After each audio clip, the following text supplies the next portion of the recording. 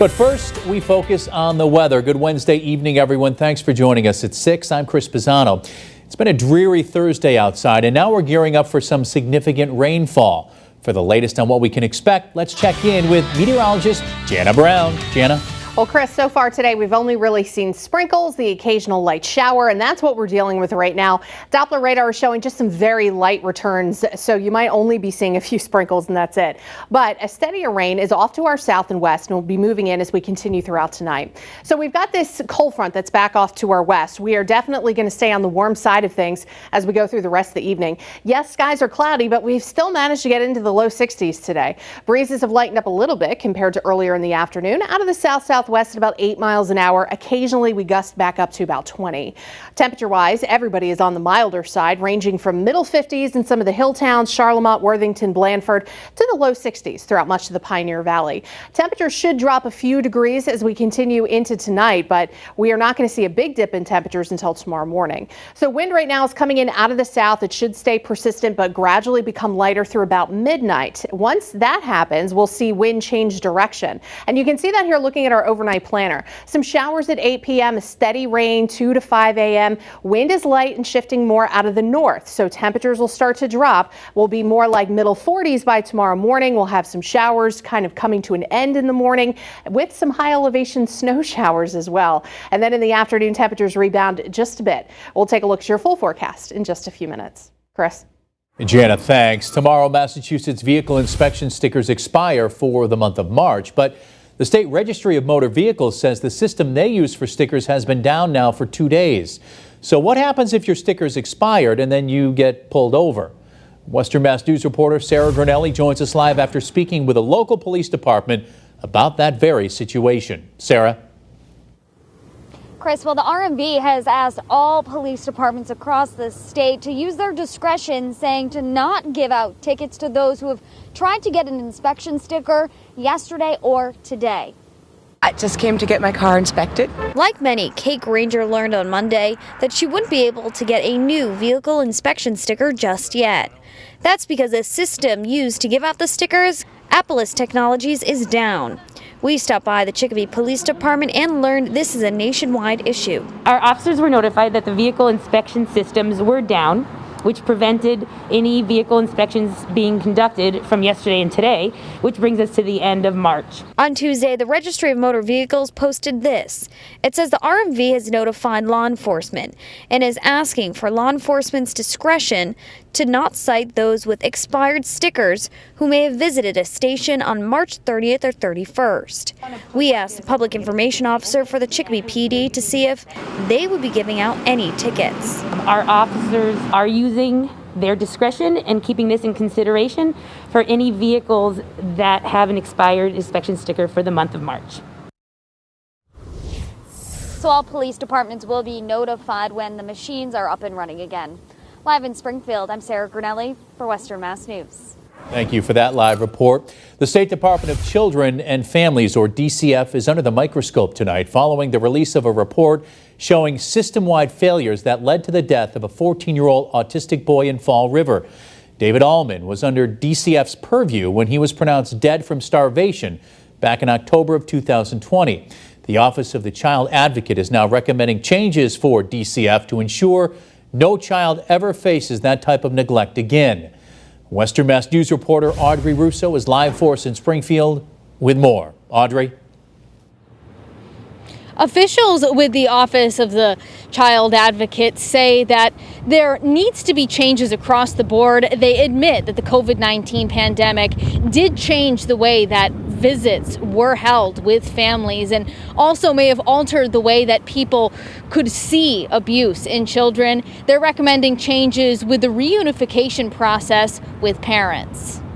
David loved and was loved by his brothers. 14-year-old David Almond, described as a courageous, caring teen with autism. In March of 2020, David and his brother Michael were reunified with their father and his girlfriend, leaving a residential facility where they were being cared for. By October of 2020, state officials say the brothers had not been seen on camera participating in remote learning in the Fall River school system. On the 21st of that month, David was found unresponsive at his home, and his brother Michael had injuries. David's death was ruled homicide by starvation. David's father, John Almond, and John's girlfriend, Jacqueline Coleman, were charged with murder, but the case raised the question: how was the abuse and neglect able to go undetected for months?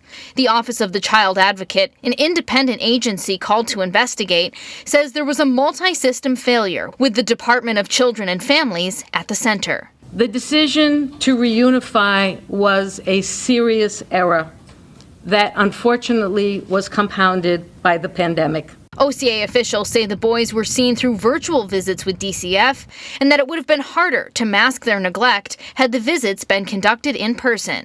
Given the state of their starvation at the time that the EMTs arrived to take them to the hospital, that it would have been very evident that they were being starved to death. OCA recommending a host of changes to the system, including standardizing parental evaluations based on family history, reviewing practices regarding disabilities, reevaluating which families require in-person visits, and thoroughly documenting reunification plans. Governor Baker Wednesday vowing to make those recommendations a reality. I expect and anticipate that everything in there is going to get implemented, and it's going to get implemented on a statewide basis. In the short term, state officials confirm employees have been terminated. The senior leadership of the Fall River office was replaced. The area director and the area clinical program manager. Kids are not going to speak up for themselves sometimes. Western Mass News spoke with Brenda Mastello, a local grandmother who's fighting to keep her granddaughter rather than seeing her reunified with the child's mother. She says these new changes could help. I think they have to look deeper and further than just taking parents' word that they're capable of taking care of a child. State Senator Gomez also speaking out on this issue tonight. He says in part, quote, as the Senate chair of the Joint Committee on Children, Families, and Persons with Disabilities, I'm committed to ensuring that our children are protected, advocated for, and kept safe.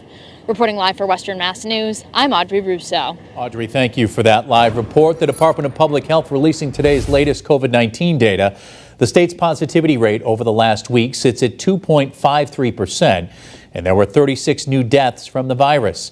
So far, more than 2.3 million Massachusetts residents have received one dose of the COVID-19 vaccine. For a full look at the numbers, check our free Western Mass News streaming app. A follow-up now to a story Western Mass News continues to follow. The Bay State Mary Lane Emergency Room in Ware will be closing in June. Over the last 2 years, that hospital has shut down most of its facilities, leaving it only operating as an outpatient care center and ER. Many residents and town officials disagree with the decision made by Bay State Health. They say this could put many patients at great risk. Western Mass News reporter Briseida Landaverde has the details. 5 more minutes, the doctor said she would have died. Ware residents Chrissy Flowers and her husband Eric have visited the Bay State Mary Lane emergency room in town twice over the last 6 months. Over the summer, Chrissy was experiencing septic shock.